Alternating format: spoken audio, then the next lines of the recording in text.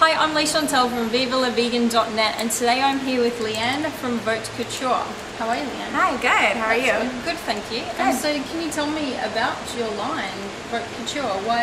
How were you inspired to start it? Yeah, well, I have been doing activism for animals since I was 8. When I was 8 years old, I actually coordinated my friends to make arts and crafts and go door to door to raise money for the local animal shelter. Cool. I'm pretty sure that we actually spent more money making them than we did actually making money for the animals, but luckily my parents let me. Yeah, exactly. They let me keep all of it, so it was okay. Yeah, and so then I went vegetarian when I was 10. I did my research project on factory farming, vivisection, and the fur industry. I wanted to know what was going on, how we were treating animals, and why it felt like it was such a secret. And so I started doing different campaigns and organizing things and getting more and more into the issues.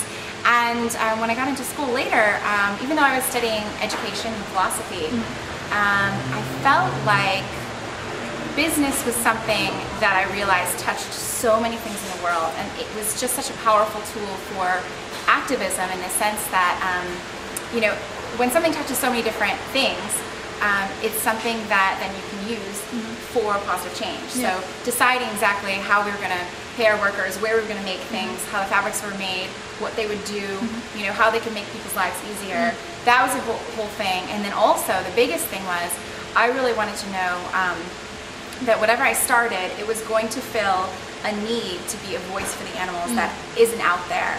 And so I needed to figure out then, where was it that animals weren't being spoken for? And I was, at the time, I was getting my MBA in entrepreneurship at DePaul University in Chicago, and then I was doing a modeling contract in Hong Kong at the same time. And when I was there, I was so darn bored out of my mind from not having projects or campaigns to work on while I was in Hong Kong, that every night I would come home and I would look for the research for different concepts that I was thinking of, like, what about this for the animals? What about this for the animals? And you know, a lot of people think that I have a background in fashion. They think I'm a fashion designer who happens to be vegan and happened to make these. And if they knew that it took me 8 months of fabric research and I had to completely reinvent, you know, what a winter dress coat was to be able to make one that was vegan but warmer than a wool coat, then they would know that yeah, my background's not in fashion. But I look at it instead as a tool for activism. You know, fashion is my vehicle for animal rights activism. And also, I look at it more from an innovation inventor standpoint, because when I was designing the coats, they had to be all of these different things at once. They had to be, you know, warmer than wool. They had to look right, feel right, drape right, have all of these things, plus be as eco-conscious as possible and be vegan. And these were things that hadn't been done before or tried before, and so it really took me a long time to figure that out. And what are the types of fabric that you do use now? Yeah, so I ended up realizing that the best course to make sure that they were weatherproof but also vegan and eco-conscious was to work with high-tech sustainable mills and work with them on fabrics that had not been produced before and use them in a constructed way that they hadn't been constructed before, so you could get the look of a dress coat, but the warmth of like a Patagonia or North Face coat, because we use the same mills that they use. So I have a lot of customers that aren't vegan, they aren't eco. You know, I'm sure they love the earth too, but it's not their priority. And they for just them, like the look of it. Yeah, they love the look of it and the warmth of it. And so they realize that they can have a dress coat, but it's going to be as warm as their Patagonia or North Face coat, but not look like they're getting ready to go hiking outdoors. So yeah, so that was really, really important to me too, and that's why I ended up realizing that I could work with those mills and create something that hit all of those things. So can you tell me about the creative process? Like when you have an idea and a new product that you want to do, can you tell me from the beginning to the end? Do you mean a new product like when I did the knits and then the insulated line, or do you mean like a new style, of dress coat? New style, maybe. Well, you know, generally speaking, I have a base in terms of my favorite aesthetic, which is very dancer oriented. When I grew up, I took ballet. It was terrible. I have no balance at all. But I loved it, and I love like an hourglass silhouette, and I love like a gracefulness to things. But then I also really enjoy, excuse me, like a geometric detailing and some mathematical structure to things.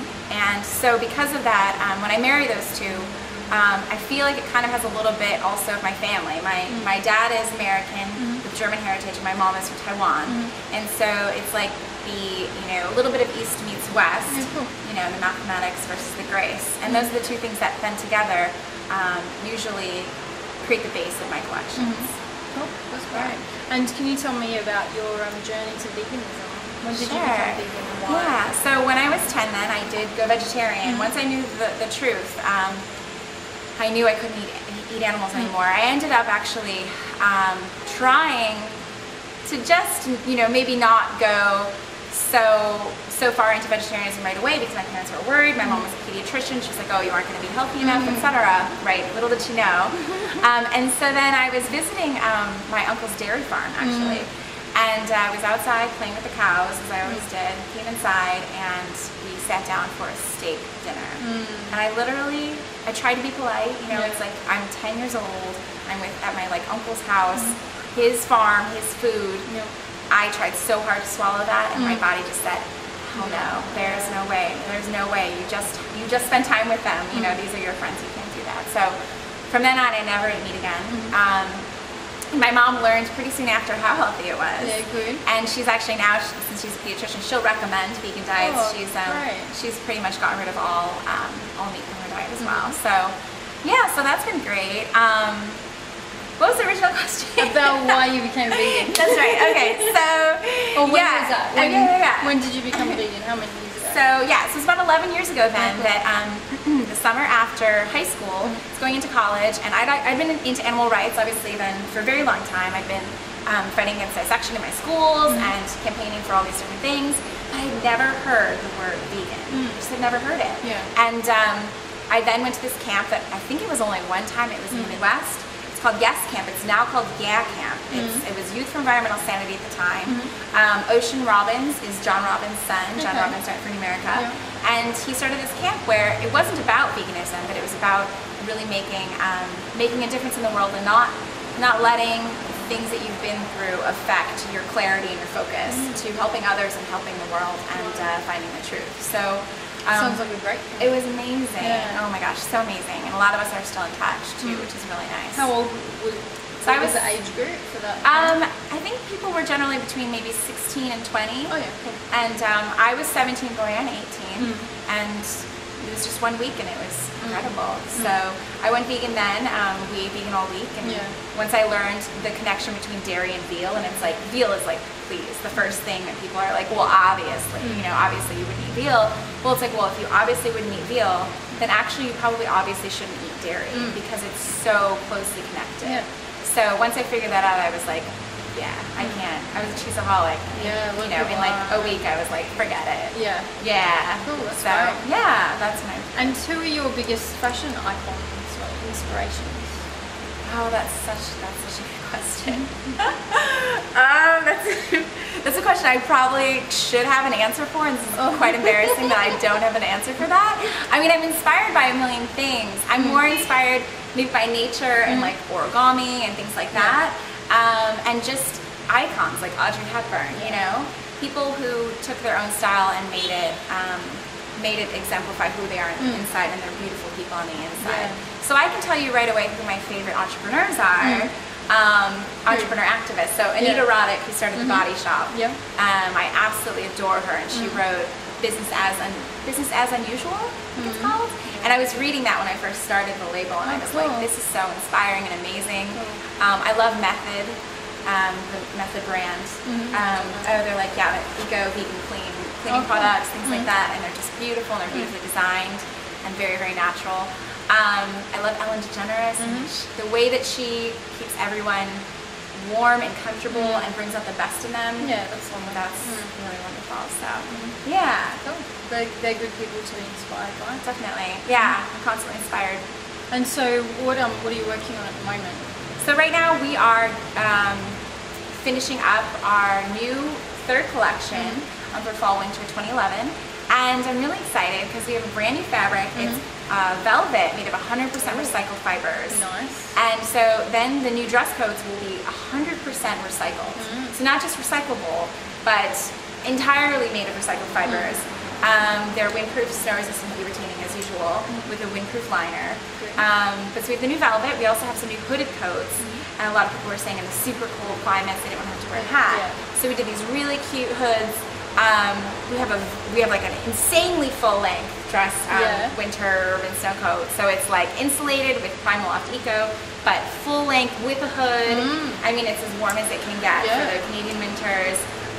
Melbourne maybe, Helsinki, like all the very, very cool places. I'm from Chicago. The reason why I started the line was because we have terrible winters, and I mean they just go on forever. Have you been to Chicago? I'm going there soon on a road trip. Okay, in summer hopefully for you? Yeah, like next week. Oh, you're so lucky. I'm going to do Chicago to Portland. Oh, wonderful. I'm going to be in Portland for the first time, maybe in like a few weeks too. Yeah. But yeah, Chicago, I mean, it's so funny this summer because they say that we have 2 seasons in Chicago. There's winter and there's construction. And it's like in the summer, you know, it's short and there's construction everywhere. But at the same time, we're so happy that it's nice out. We celebrate everything. It'll be like, we're celebrating freckles, we're celebrating this, you know what I mean? Like it's like a million festivals every weekend. It's wonderful. So you'll have a blast for sure. I'm looking forward to it. I can email you all the best places to go. I'm sure. We'll work on that later. Yeah, sure. Okay, sorry about that. It's alright. So winter there's pretty full on. It's full on and it is so long. Oh my goodness, so long. And I would wear, I had 2 coats. I had one dress coat from Banana Republic, which was a cotton moleskin. It looked like a wool dress coat, but just like all the other vegan dress coat options out there, it was about as warm as like a early fall coat. It was not a winter coat. Isn't it? That's the problem, exactly. That's why I had to innovate with high-tech fabrics that were from mills that Patagonia North Face uses. The other coat I had was like a it was like a hiking jacket. It was warm enough, but I refused to wear it unless I like absolutely had to. You know, it just didn't look good over it. Everything. Yeah, exactly. Yep. So that's good. And so, where can people find out more information about your range? Yeah, so people can definitely purchase them online, which we definitely have a lot of customers all over the world who have done that. We have a great return policy and a warranty policy as well. But yeah, they are at VauteCouture.com. So it's VAUTECOUTURE.com. We also have a great Facebook and Twitter and keep updated on all the latest. We do a special discount for pre-orders because I'm self-funded.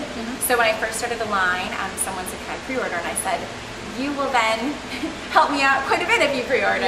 So I give a discount to say thank you for that. And it's a win-win situation. And we'll be opening that up in August for pre-orders. And then, we'll have the new lineup in October. Look forward to seeing the new line. Thank you. I'm excited to show you. And so thank you, Leanne, for taking the time to have an interview with us today. And you can see vivalavegan.net for more interviews with inspiring vegans.